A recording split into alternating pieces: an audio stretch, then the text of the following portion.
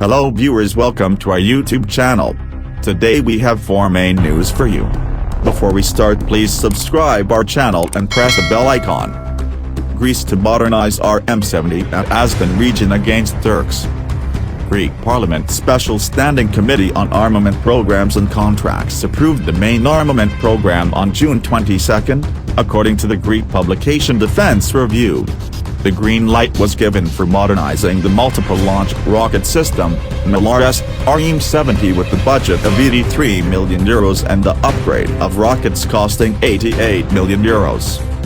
According to the suggestions of the Artillery Directorate of the General Staff, about 110 RM-70 launchers were to be upgraded based on the RM-70 Vampire model as the existing truck encounters malfunctioning problems. The existing 122mm Drov/Grad rockets have a maximum range of 20.4 kilometers. The primary contender for the program is the Czech Excalibur Army based on the upgrade standard RM-70 Vampire to reach a range of 40.1 kilometers with the Serbian G2000 rocket. New imports missiles, the G2000 and G2000/52, made their international debut at the Abu Dhabi IDEX in 2017. Baker's AKINCI attack that had recently performed an endurance test at high altitude with maximum payload was on the airfield for another test. AKINCI released Teber-82 smart ammunition to its target. The UF took off to perform its bomb-releasing capacity as part of acceptance tests.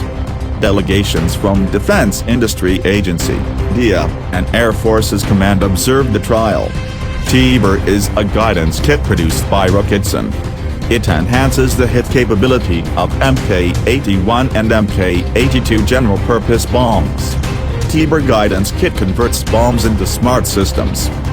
British Secretary of State for Defence Ben Wallace visited Turkish Defence Minister Hulusi Akar in Ankara. Secretary of State for Foreign, Commonwealth and Development Affairs Elizabeth Mary Truss has also visited Turkey to meet Foreign Minister Mevlut Cavusoglu. Akar and Wallace had a tete-a-tete meeting as well as delegation-level talks. The Turkish Defense Ministry announced that bilateral and NATO topics were discussed after the meetings. Ukraine was a chapter as a regional defense issue while cooperation in security and defense industry were other topics. The ministry stated that Minister Akar confirmed that Turkey and United Kingdom relations continue based on strategic partnership in every field. Akar emphasized the increasing cooperation since export bans have been lifted in the defense industry. The importance of the fight against terrorism was underlined, especially against PKK, YPG, ISIS and FETÖ. The territorial integrity of Ukraine and the need for a ceasefire were mentioned. The transportation of Ukrainian grain to the world was discussed, along with bilateral military training. Baker's attack has performed endurance flight. According to Baker Chief Technology Officer Selçuk Bayraktar's statement on social media, the aircraft has taken off with its maximum takeoff weight, town, which is approximately 1.5 tons. Bayraktar AKINCI, the model of AKINCI attack equipped with 2 X750 horsepower Pratt & Whitney engines performed the endurance flight.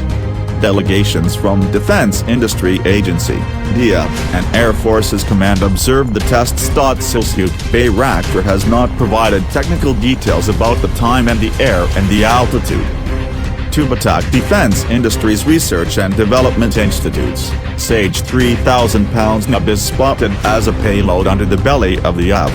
NUB is a Turkish abbreviation for penetrator bomb. AKINCI performed this flight for the first time last year in June 2021.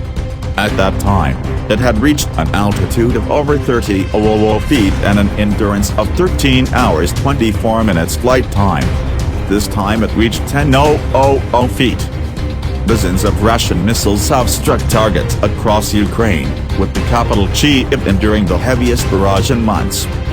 A Kyiv apartment block was destroyed, killing at least 1 and wounding 6 others including a 7-year-old girl.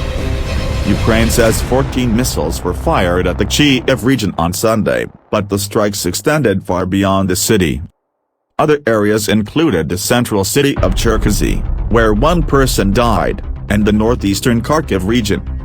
The strikes came as leaders of the G7 group of the world's richest nations began a three-day summit in Bavaria, southern Germany, with the war in Ukraine top of the agenda. They are expected to promise further military support for Kyiv and impose more sanctions on Moscow.